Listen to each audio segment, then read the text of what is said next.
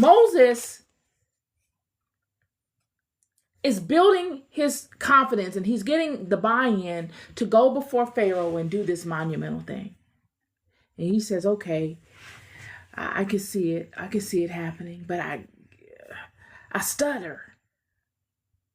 He's constantly doubting himself because even though he saw himself waging war with the wizards and the warlocks and the sorcerers that all were within Pharaoh's kingdom, he could not see himself as a king. He saw himself as a priest, as a person that was able to depend on his own knowing internally to wage war in spirit. But he could not see himself going before the king that was subject to the priest that Moses dominated. And that's the thing with many of us. It's a head game. We become so acclimated with the levels that we see ourselves at. It's not that we don't see ourselves worthy or capable. We see ourselves worthy and capable, but at our own threshold that we've created.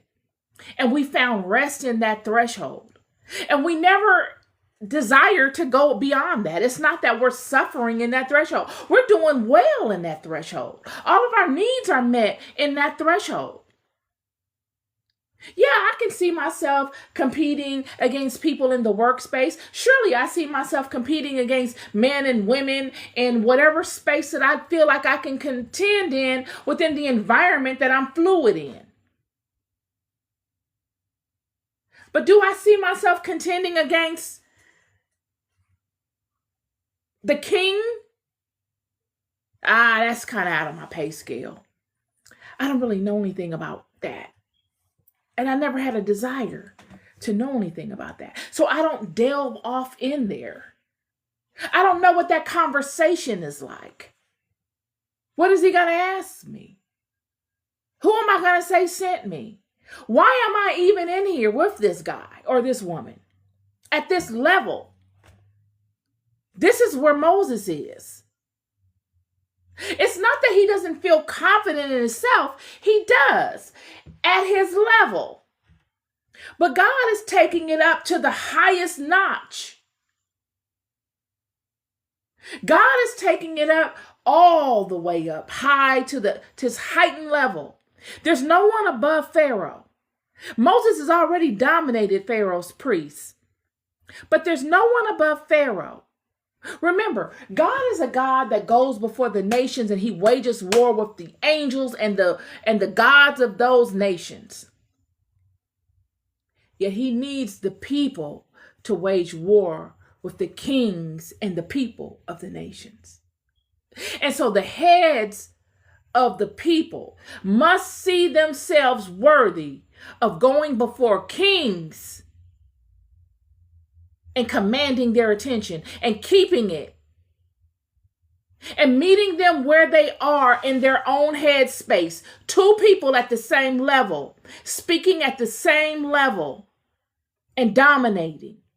And this is what Moses would need to strengthen within himself. And this is what God is prepping Moses to do. Moses is something else, just on his own.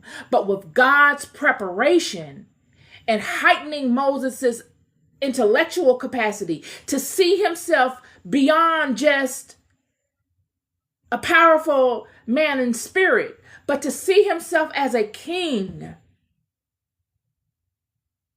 would be the icing on a phenomenal cake. So, because Moses doubts himself and he keeps coming to God with all these things, of his personal insecurities start to show. That's what happens. The things that nobody knows that you're struggling with, that you find very insecure, yourself insecure about, began to bubble up. Moses is now saying, I stutter, friend. God, I stutter, and I'm going to come before the king and I'm going to be stuttering.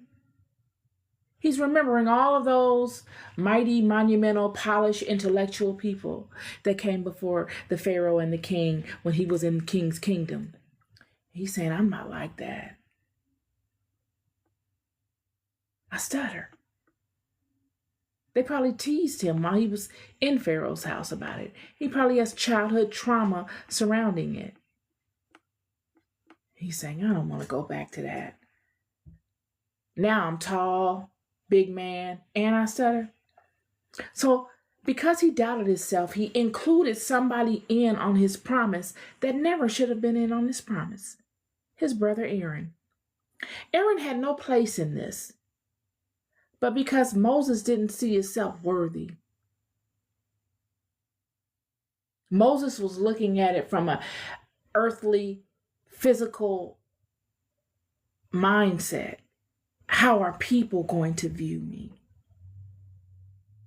And the feelings all involved in that kind of stuff. And God doesn't care about none of that. God does not care about how people feel. And you shouldn't either. What we find is that Moses will go before Pharaoh. And to support what I'm saying to you,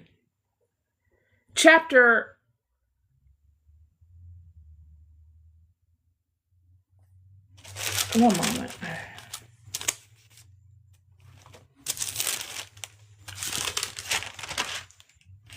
Chapter 7. God, to support what I'm saying to you as it relates to Moses heightening his thought process to being able to really see himself worthy in going before kings and commanding their attention.